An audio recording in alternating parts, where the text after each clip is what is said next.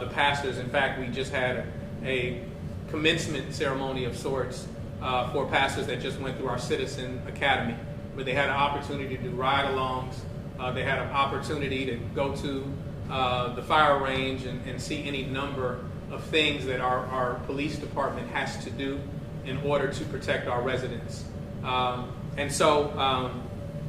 First and foremost, I want to express my condolences, as always, to any family that has fallen victim at the hands of violent crime in our city. And we're continuing to plug away at that.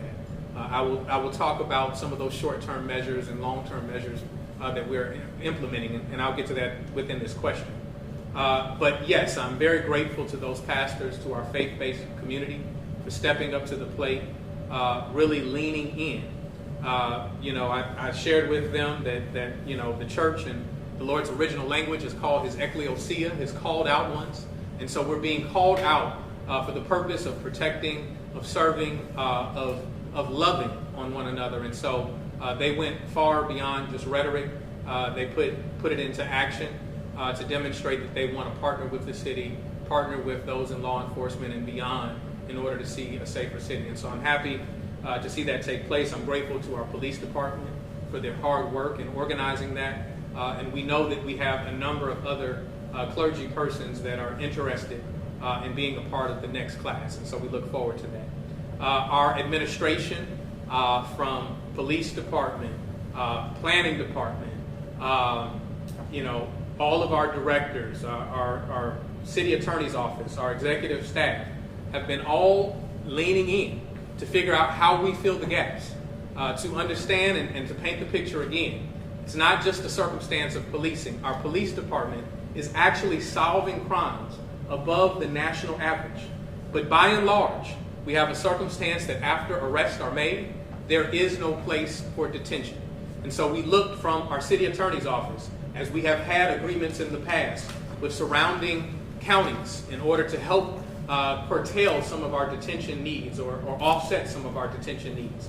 That was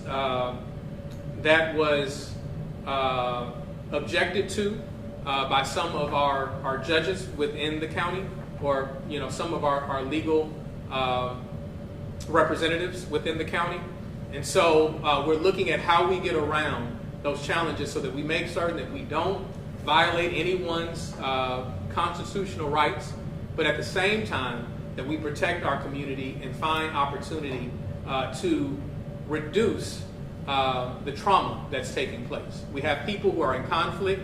When we continue to release them time and time again with nothing to offset what led to that conflict, then they find themselves engaged in conflict again. And so that is problematic to us. In addition to looking at how we maneuver through the legal requirements to be able to do that. We're also in conversations with the county to see if we can acquire the Jackson facility, which is immediately behind me and behind the Hinds County Courthouse. We know that the Hinds County is under a consent decree from the Department of Justice, and we want to see if the city of Jackson can step in where they may be under consent, what applies to Jackson, what doesn't apply to Jackson, so that we can take advantage of those facilities, and we're continuing to try to do that.